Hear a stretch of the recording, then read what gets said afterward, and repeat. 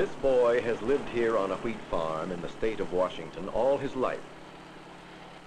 So he's accustomed to seeing rocks as big as a house.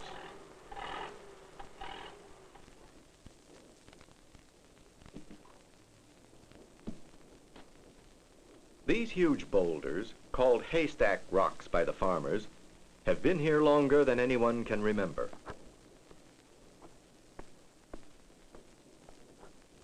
But have they always been here? There are none of these boulders out on the flat plain.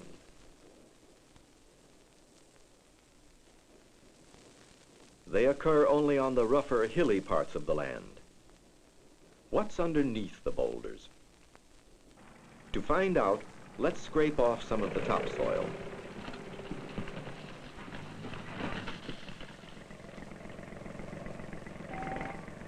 Beneath the sandy soil, the hills are composed mostly of gravel and small boulders loosely mixed together. Still farther down are flat layers of hardened lava. Evidently, the gravel and rocks were piled on top of these lava flows, and the huge boulders were deposited along with the gravel and rocks. What could have dumped all this material here? From the air, we can see that the rock and gravel hills cover many square miles, but end abruptly. Where did all this material come from? And how did it get here? We'll come back to these questions later. This is the Missouri River near Bismarck, North Dakota. Only a few miles away is this deserted river channel. The channel is wide enough to hold as much water as flows in the Missouri River, but only a small creek is wandering through it. It seems very unlikely that a creek this small could ever have carved out a channel this wide. What then is a channel wide enough to hold a river doing here where even in the wettest season there is only enough water flowing to make a small creek? Sometime in the past there must have been enough water flowing here to cut the wide channel. Where could that water have come from? This rock is in Yosemite National Park in California. Like other rocks, most of its surface is rough. But in some places, the same rock has a surface that seems to have been scraped and polished. The polishing must have been done a long time ago, because some patches of the polish have had time to weather away. Most of the polished rock is also grooved and scratched, as though something had been dragged over it. Grooved, scratched, and polished rock is also found in many other places. In the Rocky Mountains, around the Great Lakes, in New England, and in Central Park in New York. At each place where such grooves or scratches are found, they are always roughly parallel and tend to run in a north-south direction. It is unlikely that a river carrying sand and gravel could have made grooves, scratches, and polish of the kind we have seen, because the best examples are usually found on the tops of mounds of solid rock, just where a river would not flow. How then were markings like these made?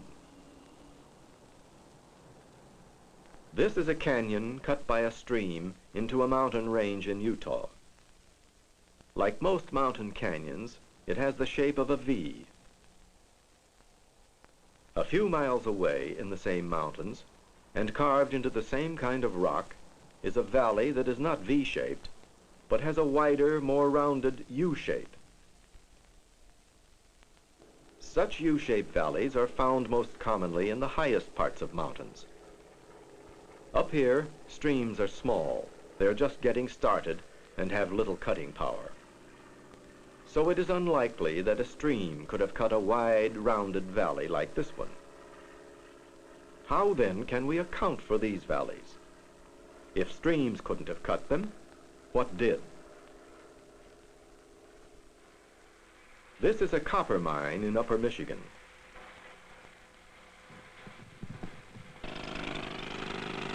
It is located in the only region in North America where large quantities of copper have been found in the rock as metal. The mine is located here, near Lake Superior. Hundreds of miles south of the mine, surprising discoveries have been made. Stray pieces of metallic copper, coated green from exposure, have been found lying on the ground or in the soil at many different locations. Here are some of these locations. The drainage system for this area looks like this. If the chunks of copper came from the area around the mine, they must have moved to these locations across most of the streams and rivers. So it seems unlikely that rivers could have carried the copper pieces this far. And even if rivers could have moved them, it is still less likely that they could have left the copper chunks between river courses on high ground. How then did they get there?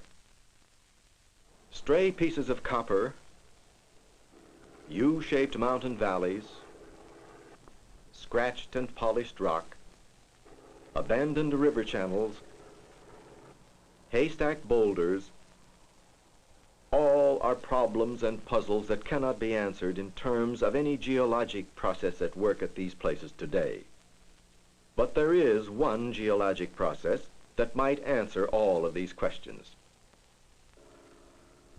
This is the continent of Antarctica.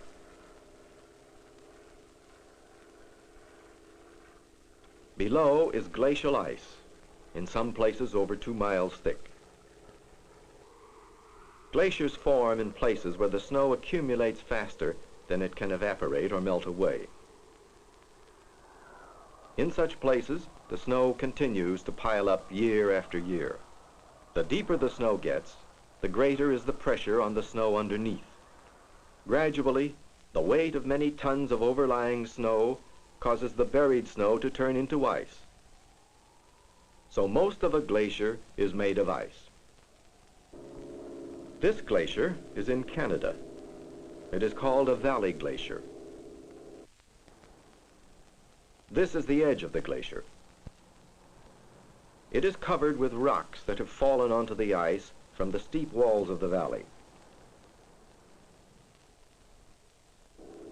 Looking down the glacier, we can see where a smaller glacier joins the main one. Where the two glaciers meet, the rocks along their edges join to form a dark stripe down the ice. This must mean that the glaciers and the rocks on them are moving down the valley. In the summer of 1962, many small markers were placed on the surface of this Canadian glacier. To show the locations of the markers, we have placed some large cloth targets in the positions where the markers were originally set. A square target on the far side of the valley shows the place which was used as a fixed reference point to mark the end of the straight line. For 2 years, the markers were left undisturbed on the glacier. At the end of 2 years, each marker was found. To show where they were found, we'll use targets again.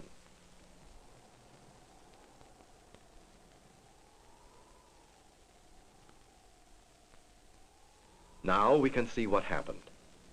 The glacier moved about 200 feet down the valley. The curve in the line shows that the glacier moved faster near the center. Although the glacier moved too slowly to be seen by watching it, the displaced targets prove that it did move. This is the Blue Glacier in the state of Washington. The glacier doesn't seem to be moving, but is it? During the course of one summer, scientists photographed a small part of this glacier every day. A camera locked into position on bedrock took one photograph at noon on each day. This is how the glacier appeared on the day the first picture was taken. Now watch what happens when all the pictures are projected in sequence.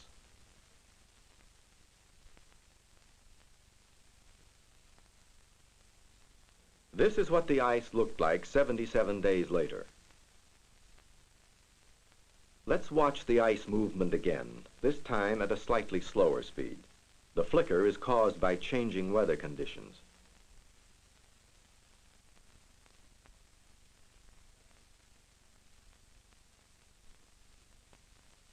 So, although we can't see the movement of glaciers with the naked eye, we can prove that they do move.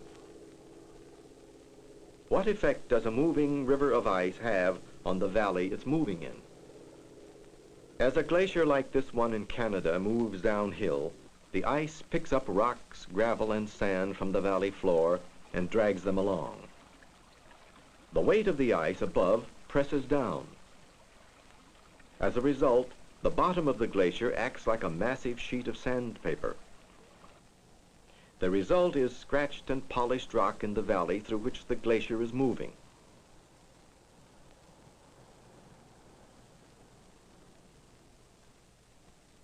Wherever you find polished, scratched, or grooved rock like this, you may be fairly certain a glacier once passed over it.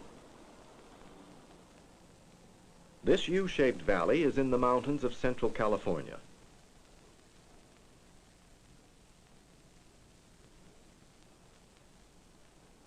The sides of the valley are scratched and polished. Good evidence that moving ice once scraped high along the valley walls. Many such bits of evidence found here prove that a glacier once filled the valley to at least this height. Now we have a clue as to how U-shaped valleys like this one or this one are formed. These small gullies were cut by running water, and they are shaped like V's. Most valleys in mountains are also shaped like V's. The shape of these valleys is determined by the way the sides of the valleys weather away, and the rock debris slides and creeps down to the streams that flow in the bottoms. There, the streams carry away the rock debris, and the result is a V-shaped valley. If a glacier were to move down a valley like this one, it might fill the valley a quarter, a half, or even all the way up to the top. So the moving ice would scrape and scour the sides of the valley as well as the bottom. The result is that when a glacier melts, it leaves behind a changed valley. The V-shaped valley is now shaped more like a U. Whenever we find such a U-shaped valley high in the mountains, we can be sure it once had a glacier in it. In this valley, a glacier must have come down just this far and stopped. The lower part of the valley must have been shaped by running water only, because it is V-shaped. Now that we know more about how glacial ice behaves, we have a clue as to how chunks of copper from the region around this mine in Upper Michigan could have been moved to locations in southern Illinois, almost 600 miles from the mine.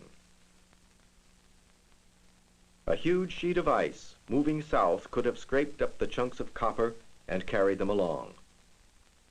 When the glacier melted, the copper pieces were left behind.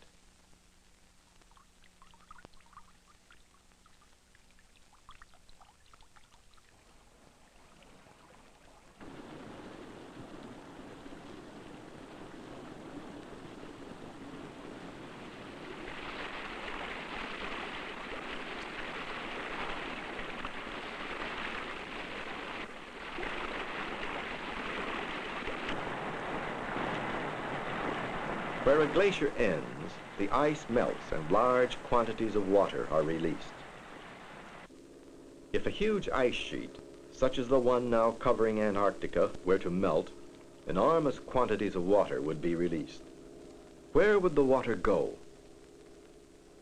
This flat land in North Dakota is part of the floor of what once was a huge lake formed at the edge of a melting ice sheet. The lake was fed and drained by channels like this. Wherever we find such deserted channels and lake floors, we can be sure that a melting glacier was not far away. Where a glacier ends, the rocks, gravel, and sand that were carried along by the ice drop to the ground. Year after year, the material accumulates, and the result is a piling up of the loose rock debris into low hills. If a glacier like this were to melt away completely, leaving the hills of rock debris behind, the land would look very much like the place where earlier we found the haystack boulders. Beneath the topsoil, these hills are no more than piles of loose rocks, gravel, and sand of the kind glaciers drop when they melt. The haystack boulders could have been dumped here with ease by a sheet of moving ice along with the other rock debris. And less than a mile away are these scratched and polished rocks.